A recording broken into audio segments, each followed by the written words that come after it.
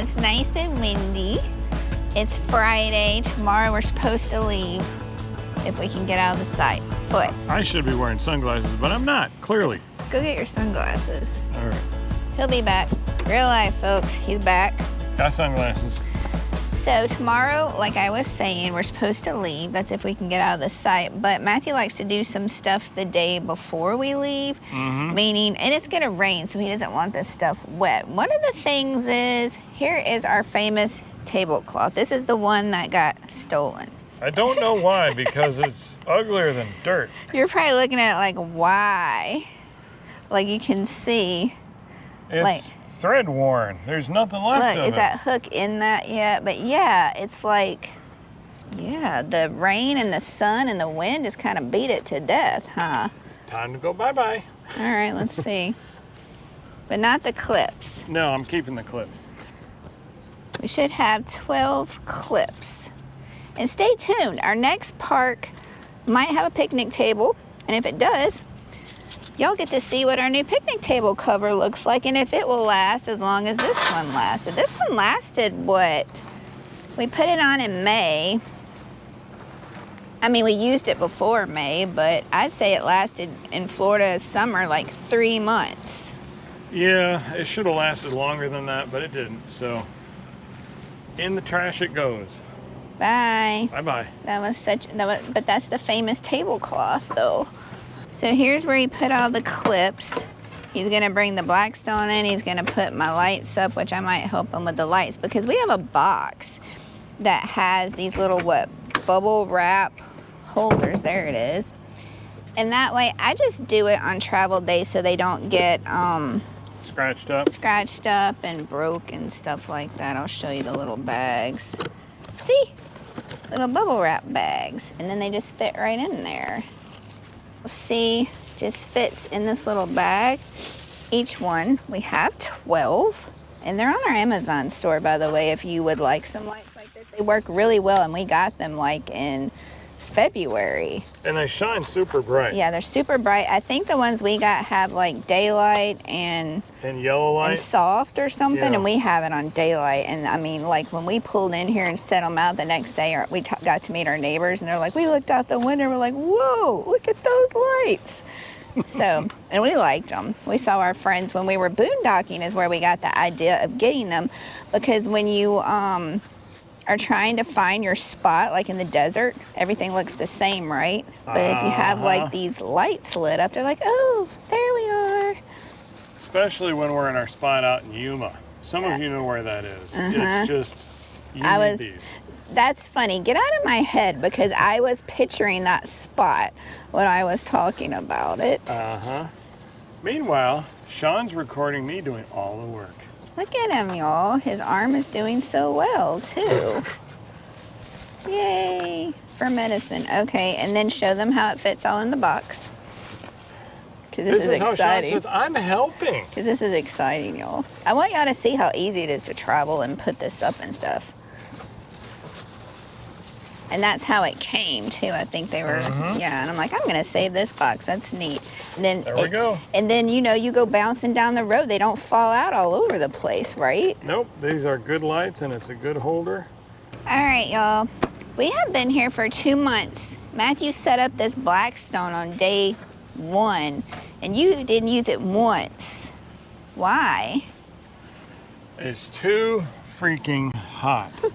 I mean, it's always in the 90s every single day. We actually have a beautiful breeze right now, but I'm sorry, but and it's Florida hot. It's not like, ooh, I'm in Arizona and it's hot. No, not that kind of hot. This isn't a dry heat, folks. This is the kind of hot where you walk outside and you're in a swimming pool. That kind of hot. It's harder to breathe, and it's just, no. And then when the weather gets cooler, probably October, November, that's when the daylight savings ends, right? Unless they end this foolishness and just leave daylight savings permanent, but whatever. But y'all saw us. We have cooked on it in Florida, and the Blackstone will live to see another day, but I don't know if it will at the next spot. All right, y'all. We just need to jump in here right quick so we can... like a tree frog. Which we've been having tree fogs, so stay tuned. Tree fogs? Tree frogs. I said frogs. She said fog. Tree fog. Did I say frog or fog? Anyhow, going off the rails here. We needed to jump in here, some of us quite literally. And y'all, we've got this great little community. We don't want you to miss out. We've got a great little community that we're growing over on Patreon called BDR Insiders.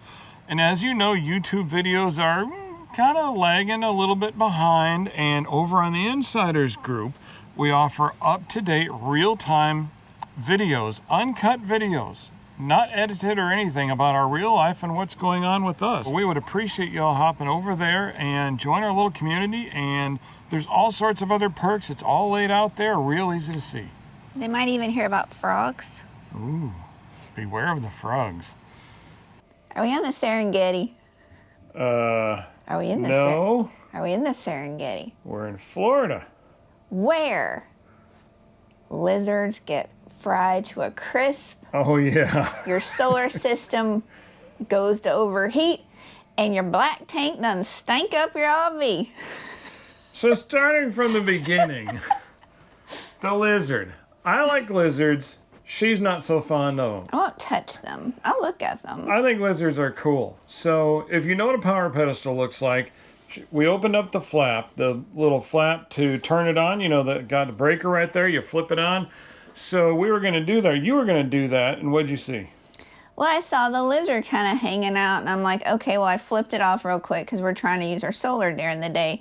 Mm-hmm. And then I'm like, okay, maybe it will. And I didn't know anything. It just looked like it was hanging out, and I just flipped it real quick. And then when it was time to flip it back on, it was still there. I'm like, no. So I told Matthew to go and kind of shoo it away. And then when you tried to move it, it was... Not shooing away. It was a lizard crisp or something. It was stuck. It was long since gone. So I think it was gone when I originally went crispy. Out there. It was really crispy. I'm like, he really had to get something to get it off, so... You know it's hot if a lizard can't even... It's like, why? Why did it just sit there? I don't know. It wanted shade and it went kaput. And as y'all saw in, earlier in the video, our solar was not happy with the hot temperatures. It got up to like 113 heat index one day. Yeah, and I'm not going to reiterate all that. I'm just going to say that we learned something. I mean, obviously, anybody with half a brain knows electronics can overheat, right? We knew that. You knew that. But what I didn't know, because we've never experienced before, is that our whole solar system can overheat. We never even thought of it because it's never happened. So I guess we learned. And when we look at the control, I know you can't see it, but it's like a little digital display. And it has a whole bunch of lights on it and numbers and all that stuff. So the lights correspond to good stuff or bad stuff. And when it turns red and a certain light turns red, now we know from on the inside of this place if it's overheating. So if you can just imagine that there's one red light means it's overheating, and we look at that all the time when we're not plugged in. Because we honestly never thought we would be spending summertime where it's really, really hot. I mean, we were spoiled. We thought that the main thing we had to worry about with our batteries was the cold, and that's why we had the heating blanket. I mean, we have heard of people saying, when it's hot, we have to open up the bay sometimes and help keep that area cool, and we're like, it just never dawned on us because, I mean, we're here for medical reasons, but it never dawned on us because we are the people that chase the 70s or colder. Yeah, we run from temperatures like this. So, yeah, definitely, like Matthew said, a learning experience. So now we definitely keep an eye on it. You live, you learn. Yeah, and then the other thing we learned about with the black tank, like we said, when we boondock, it could last 2 weeks. Easily, 2 weeks every time. And in Florida, because we're in an RV park, it didn't last 2 weeks. It would maybe last a week and a half. Now we've learned when it gets really hot in the 90s with the heat index over 100, you're going to have to change it every week because you're going to need to put more water down it. Why? So the short story is, the polite story is this. Normally when we're boondocking, we always use some kind of an enzyme. It used to be RV Digest. Now we're trying out Matt's stuff from Matt's RV Review, his Liquefied. Not sponsored. He didn't even know we exist. We're just trying it out because everybody's doing it, so let's see if it works. Right. So anyways, all that to say, we used to not use much water because we're not in 90-degree, 100-degree heat. Now that we're used to not using much water, you know what happens. The stuff in the black tank before it turns to liquid needs to be covered in water, lots of water, because it evaporates during the day and that water level goes down, down, down, and then as the water level goes down, the smell goes up. So it evaporates because of the heat. yeah, because there's a vent that goes, if you don't know, there's a vent, an air vent that goes directly to the roof. So it vents that stuff outside. So the heat has a direct path right into your black tank, folks. So use lots of water. If we were boondocking in Florida, we would not make it very long because we'd have to use tons and tons of water. So the problem goes away, I would say, when you use lots of water. Right. But the problem is then we're stretching it even to last a week. But hey, we have full hookup, so it doesn't really matter. It's okay. It's just if we ever, whenever, not if ever, caught myself, whenever we get to go boondocking again and we're out west or whatever, we're going to have to retrain ourselves because now we're used to gallons and gallons of water. And the reason we want the black tank to last as long as possible is because the black tank handle has been sticking really bad, but the last time we actually put vegetable oil down it and it pulled right out. So it worked a lot better. We've only had one experience with it. Hopefully, Lord willing, this will limp us along until we can get it replaced. Because listen, I was supposed to replace it while we're here. It's just so freaking hot. And I know what to do, and I'm pretty confident that I know what to do. It's not a mystery to me. But I expect there to be issues because there's always issues. And I don't want to be under there getting dizzy because when I lay upside down, I get a little dizzy. And it's hotter than heck outside. So if we can limp along till winter, Florida winter, that would be wonderful. And that's what we're hoping with the vegetable oil. right. Some of y'all are probably laughing because we probably seem like newbies that were discovering all this stuff. Well, we're boondockers, so now, yeah, I guess we are kind of newbies when it comes to living in an RV park month after month after month and living in an RV park in the summertime because we're learning different elements of our solar system and what it does in the heat and stuff like that. We're pros now when it comes to winterizing and all that stuff. I mean, we've had a couple of hiccups as y'all have seen in our past videos, but now hopefully we're full-time boondockers for like almost 3 years, and we've been RVers for over 4 years. So when we were full-time RV parks, we were brand spanking new, and then we jumped into boondocking. But when it comes to this full-time RV park stuff, we had to relearn it because we're not used to it. So stay tuned and see what else we're going to learn while we're still living in RV parks and stuff.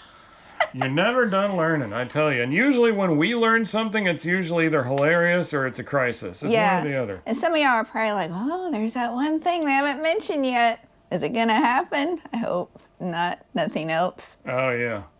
So, I guess that since we're talking about the heat, before I go off that subject, let's give y'all an update about the roof that we got. When did we get it? Like almost the end of May. Okay. And so we've had it now for like a couple of months here in the summer heat of Florida, and we have been surviving on one AC with this roof. Now, we've also been surviving on one AC out of practicality, because we're paying for electricity, but that is the honest truth.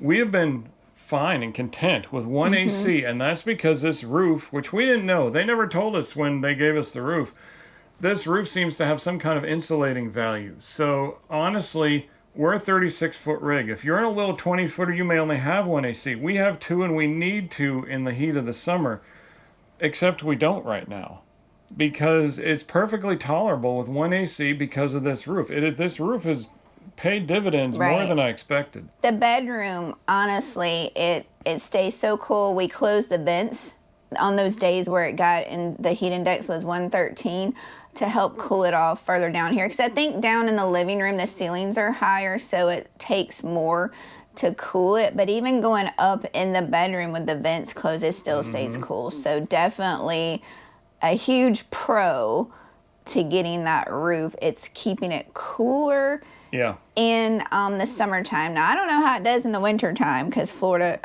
Florida did get snow, but we'll see, I guess, if we get those extreme temperatures where the iguanas fall out of the trees. Now, I've never seen an iguana in person. That would be kind of fun to watch because I understand it doesn't get rid of them. They just kind of are paralyzed for a while, but we're not far enough south for that. But this episode is not sponsored, this specific episode, but we still want to mention, we'd be bad if we didn't mention it's a FlexArmor roof from RVroof.com. They're the ones who a few episodes ago did sponsor it, and that's the roof. And since he brought it up, if y'all would like one, just call their office and see what location you can get into. Mention Broken Dreams Reborn, and certain locations are offering, what is it, $500 off or something? $500 off, yeah, that's what they tell us. That's a huge chunk of change. It sure is. In today's economy. Oh yeah, you got that right. All right, y'all, I did not think that at any age, me and Matthew would be these type of people. Oh no, what did we do? We have turned into bird watchers. Like when we used Don't say that out loud. When we used to look at all trails to find trails to go hiking on and stuff, like one of the descriptions would be, oh, great for a bird watch. I'm like, oh, that's great. We don't care to watch for birds. We just want the views and we want the elevation and stuff like that. Since being here at the River Vista RV Park here in Ruskin, Florida, man, I'm loving these birds that they're just like right outside our window. I'd rather not say that out loud, let alone on camera, but it's true. Because we have the sandhill cranes. He's the biggest bird watcher of them all. No, that would be you, but I do enjoy them, quite honestly. If you've never seen sandhill cranes, they're huge, and they make noise, and they do little happy dances here and there. So cute. And we have multiple families. We have, they usually mate for life, so we see there's a single, and there's a pair, and there's another pair that has a juvenile. The juvenile doesn't have a red head yet. The sides of their head are red when they get older. So 2, 4, 5, at least 5 different sandhill cranes. They are so cute, and they come, and sometimes they come all the way up to our RV, and they'll kind of look around. And me and Matthew's walked down the street before, and we looked behind us, and they're like following us sometimes. But I walk down the middle of the road. Yeah, they do their little dances and stuff like. All right, y'all, look at the sandhill cranes. They're dancing. They're just having a good old time. I hope y'all can see me zoom in a little bit more. Look at that. Isn't that so cute? We set out our back window and we just watch these cranes dance sometimes. I think they're goofy. I mean, is that their happy dance? Like, why do they do that? Look at them. So cute.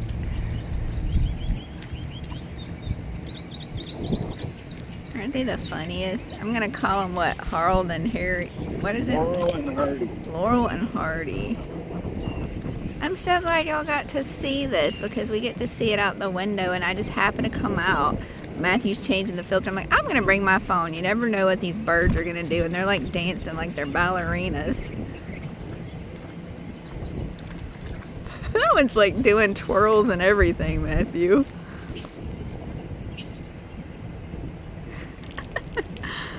Oh, you guys are so funny. That one's running around. Oh, is he hiding? He's like, you can't see me anymore. That one's like, la la la. Y'all, we are so easily amused by these things. Oh, are y'all coming to see us? No? I mean, and I keep wanting to call them swans because you hear like of a swan dance and stuff. So I've never seen a swan dance, but I've seen a crane dance. So. And I think I'm pronouncing this right. We have the white ibis, but we also have gray ones and black ones. And I don't know if the color is always the name, but I know the white ones are called the white ibis, and they have these long beaks. They're little pencil beaks. And they can really stick it in the ground. I call them my little stormtroopers because they'll just come around and There's always a bunch of they're them. Like dun dun dun dun dun dun, and they make their way down the little They all travel together. The retention pond or whatever. Yeah. And we've seen the whistling ducks. Black-bellied whistling ducks. They are the most beautiful ducks. They're so pretty, and just all kinds of birds, y'all. And then the seagulls, which are the eagles of the sea. Now you got that from a commercial. But we don't live on the sea, we live on the river. Speaking of the river, y'all, the river, the Little Manatee River, we saw dolphins. Dolphins. Because this is brackish water. It's salt water that eventually turns into fresh water. So I guess it's not unusual. But I was going to describe her eagles of the sea again. I call them the laughing hyenas of the sky. Because every morning when we do our exercise walking, our fast walking, you hear them squawking up there. We've seen a turtle.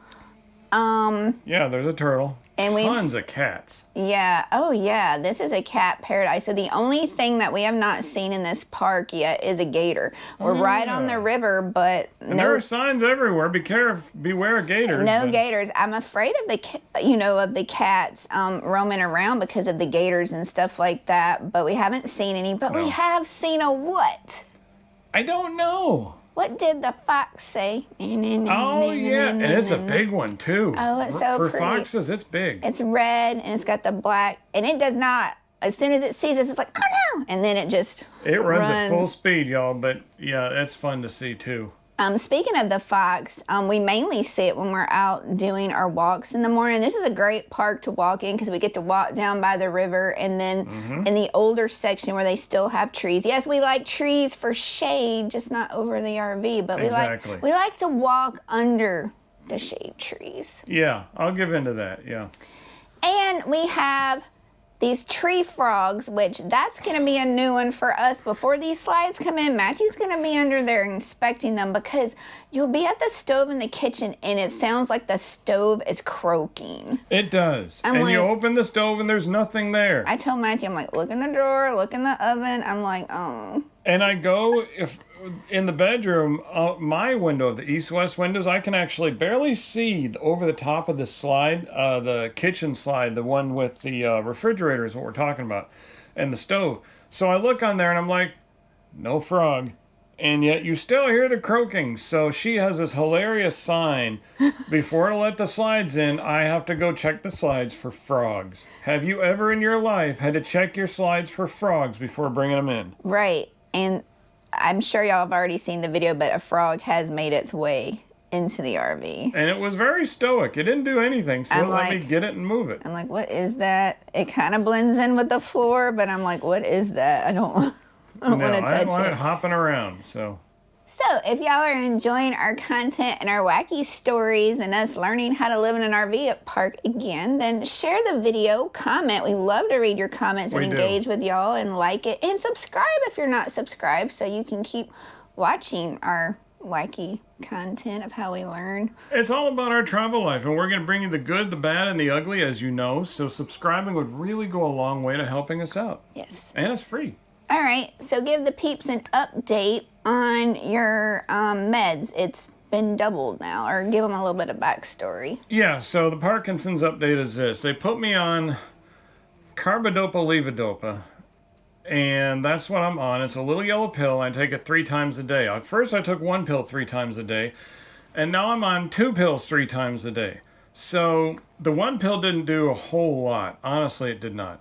The 2 pills 3 times a day does make a significant difference. When I put my shoes on, when I get out of a hot shower, when I get done exercising, those types of things, my arm is always going 90 to nothing. It's just spasming really bad. But other than that, normal everyday things, I can pick up a cup, I can pick up a plate, I can type again on the computer. And that may seem like a trivial thing, but for me, I was typing with like 1 or 2 fingers on one hand, and that was so frustrating. I can communicate, I can do projects online. You can use a knife. I can use a knife and cut food, like trim chicken and stuff like that. You're eating with your hand again. I'm trying to eat with my hand again, and she is my biggest cheerleader, of course, who I very much appreciate.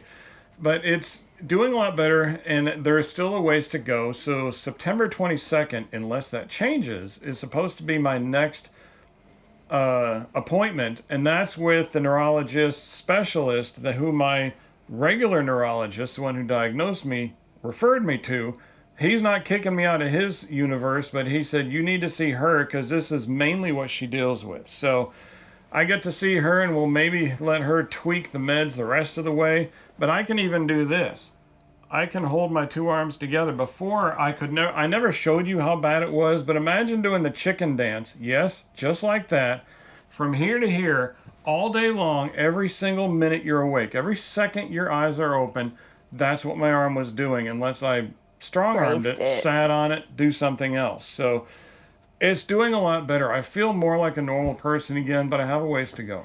And then coming from my perspective, you know, before the doctor said, I'm 90% sure you have Parkinson's, and then they sent him for the DAT scan. In the meantime, he didn't take the medicine until he got the DAT scan because he didn't want to mess up maybe what the results were going to be or Maybe whatever. it wouldn't, but that's what we did. But we knew he wasn't going to see the doctor until a week after. So as soon as the DAT scan was over, he started taking the pill. And I'm like, okay, well, if it's Parkinson's, why is this pill, like, one didn't even work, right? So I knew we were going to go in there and the doctor was going to be like, yeah, that you don't have it. But he did wind up having it. Mm-hmm. And then he told the doctor, well, it's not really helping. But when the doctor doubled it, and I'm like, I don't think it's going to help because the single didn't even put a dent in it. But it did help, so. Yeah, so I don't know if she's going to triple it or if she's going to put on another a dose maybe in the medication. evening. I don't know, but she's a DO who has the regular doctor training, but she looks at, instead of just looking at the disease like an MD would, she looks at, take a more of a holistic approach, top to bottom, see what all is related in this and get the whole picture. So that's what I'm looking forward to. Maybe she'll have something else that isn't just prescribed medicine, something I should be doing, something supplement I should be taking. I don't know what kind of combination she's going to have for me, but I'm looking forward to it. Because I'm thinking the concept of it is it's short acting. That's why they want him to take it 3 times a day. And his last dose right now is at 3 o'clock. So I'm wondering if at least she can put him on one more dose, because we don't go to bed early. We probably don't go to bed till at least 10 something. So to help him, you know, if we want to go out to a restaurant and stuff like that, he can still have that. So. But we'll report whenever we see her, which, again, in the future. Yeah, it's much better for Matthew now going out in public. We always, you know, still have to do grocery shopping and stuff, but he feels more comfortable going to the stores and stuff because now his arm is more controllable. Yeah, that's what I'm looking for. Yeah. So, yeah. Yeah.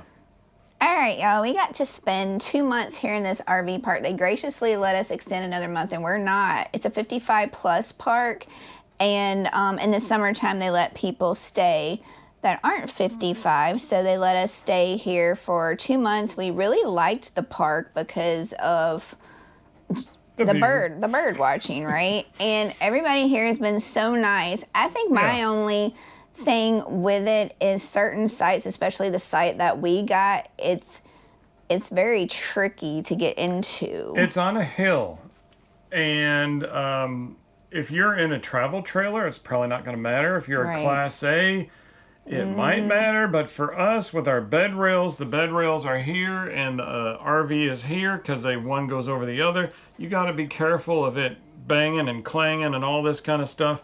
So we got in the first try. But you have to go really slow because they get, I'm not kidding, this close getting into this spot. But if you go slow, you can make it. But it is on a bit of an incline. Yeah, and that's the reason it's tricky.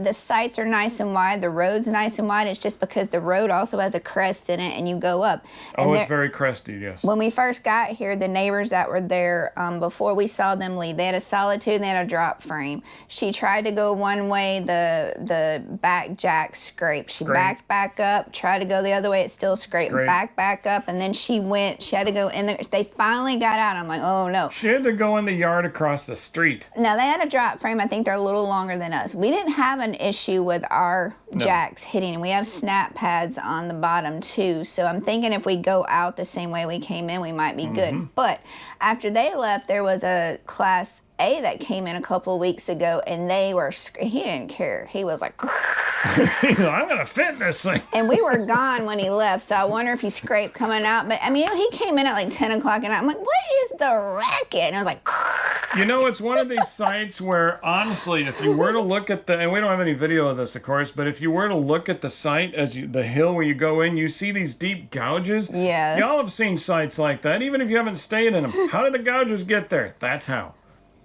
And for those of you who like technology, Hey Siri, hey Alexa, play polka music. You're welcome.